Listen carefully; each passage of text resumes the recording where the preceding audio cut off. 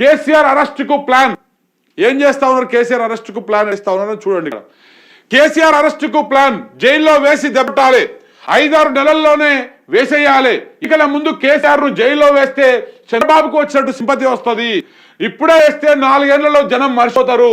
ఓటుకు note case ప్రతీకారంతో రగిలిపోతున్నారు రేవంత్ రెడ్డి, సీఎం రేవంత్ రెడ్డి.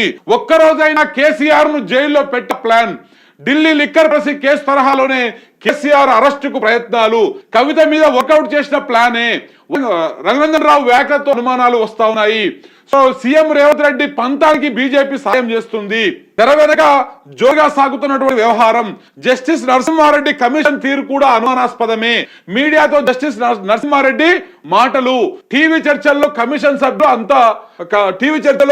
సభ్యులు పాల్గొంటా ఉన్నారు. అంతా స్కెచ్ ప్రకారమే జరుగుతా. ఒకసారి ఈ వార్త చూడండి మిత్రులారా. ప్రతీకారంతో సీఎం రేవంత్ రెడ్డి రగిలిపోతున్నారు. మాజీ సీఎం కేసీఆర్ టార్గెట్ గా పావులు కలుపుతున్నారా? ప్రతీకారంతో సీఎం రేవంత్ రెడ్డి రగిలిపోతున్నారా? మాజీ సీఎం కేసీఆర్ టార్గెట్ గా పావులు కలుపుతున్నారా? ప్రజాపాలన అనే కాన్సెప్ట్ ను పక్కన పెట్టి ప్రతీకారం అనే కాన్సెప్ట్ ను ఎంచుకున్నారా? దీనిలో బీజేపీ భాగస్వామ్యం అవుతుందా అంటే అవుననే సమాధానం వస్తా ఉంది. రాష్ట్రంలో అధికారాన్ని చేజిక్కించుకునేందుకు ప్రయత్నిస్తున్న కమలం పార్టీ చీకటి ఒప్పందాలతో ముందుకు వెళ్తుందని ప్రస్తుత రాజకీయ పరిణామాలు సూచిస్తున్నాయి. అటువైపు వాళ్ళతో ఇటువైపు వాళ్ళు తెర వెనక జరుపుతున్నటువంటి మరణాలు కుట్ర కోణాలకు సంకేతాలు అవుతాయని రాజకీయ వర్గాల్లో చర్చ జరుగుతోంది. కేసీఆర్ లయంగా సాగుతున్న ఈ వ్యవహారంలో కీలక పరిణామం గురువారం చోటు చేసుకోవడం నిదర్శనం. మెదక్ బీజేపీ ఎంపీ రఘునందన్ రావు చేసిన వ్యాఖ్యలు ఈ కుట్ర తాలూకాకు కుతంత్రాలను బయట పెడతా ఉన్నాయి.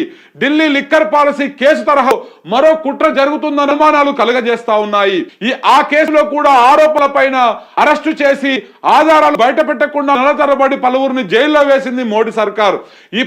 ఇప్పుడు కేసీఆర్ పై కూడా అలాంటి కుట్ర జరుగుతున్నటువంటి అనుమానాలు కూడా వ్యక్తం అవుతా ఉన్నాయి. ఇప్పుడు మీకు ఇంత క్లియర్ కట్ గా అర్థమైపోతా ఉంది రేవంత్ రెడ్డి ఏం చేయబోతా ఉన్నాడు అనేది ఇక్కడ మీకు క్లియర్ కట్ గా అర్థమైపోతా ఉంది. ఇప్పుడు కవితను అరెస్ట్ చేసి జైల్లో పెట్టి ఇప్పటిదాకా ఆమెకు వ్యతిరేకంగా ఒక్క సాక్ష్యం కూడా కోర్టుకు చూపించలేకపోయింది ఈడీ. ఒక ఆధారాన్ని కూడా సంపాదించలేకపోయింది, ఒక్క సాక్ష్యాన్ని కూడా.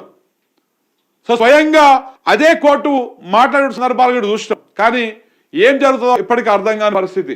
సో అలాగనే ఏదో ఒక ఆరోపణ చేసి ఆరోపణల నేపథ్యంలో అరెస్ట్ చేసి మాకు సమయం కావాలి, వాళ్ళని విచారించాలి, వాళ్ళని కస్టడీకి తీసుకోవాలన్నటువంటి కలయాపన చేసి కోర్టును నమ్మబలికించి జైల్లో ఉంచేటువంటి ప్రయత్నాలు ముమ్మరంగా జరుగుతూ ఉన్నాయి. కేసీఆర్ విషయంలో కూడా గదే జరుగుతుంది. ఈ 5-6 నెలల్లోనే లోపలేసే కేసీఆర్ని ఈ 5-6 నెలలోనే లోపలేసేయాలి. ఎందుకు వేసేయాలంటే 1-2 ఏళ్ళు దాకా అరెస్ట్ చేసిన ఆయన ముట్టుకున్నా కానీ ప్రజల్లో తీవ్రమైనటువంటి వ్యతిరేకత వస్తుంది. ఇప్పటికే రాష్ట్ర ప్రభుత్వం మీద ఘోరమైనటువంటి వ్యతిరేకత వచ్చింది ఈ 6-7 నెలల్లోనే.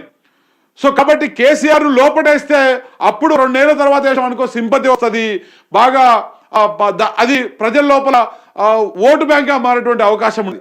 అదే కనుక ఈ 5-6 నెలల్లో అంటే సంవత్సరం లోపలనే కేసీఆర్ ను లోపలేసామో జైల్లో వేసినామనుకో, ఏదో ఒక కేసు విధంగా ఏదో ఒకటి ఆరోపణ చేసి ఆయన నిక్కించి లోపలేసినామనుకో, ఒక రోజున్నా 2 రోజున్నా 2 నెలలున్నా 3 నెలలున్నా జైల్లో ఉన్నాడు కేసీఆర్. సో కాబట్టి కేసీఆర్ ను ఇప్పుడు జైలు వేస్తే మిగతా 4 ఏళ్ళు జనం మర్చిపోతారు.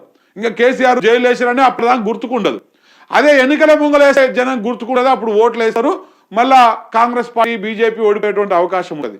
సో కాబట్టి ఇప్పుడే జైల్లో అనేటువంటి ప్రయత్నాలు కుట్ర రేవంత్ రెడ్డి సర్కార్ కావచ్చు, అటు బీజేపీ సర్కార్ కావచ్చు, అక్కడటువంటి చంద్రబాబు నాయుడు సహకారాలతోటి నడుస్తున్నటువంటి వ్యవహారం మనం గమనించవచ్చు ఇక్కడ.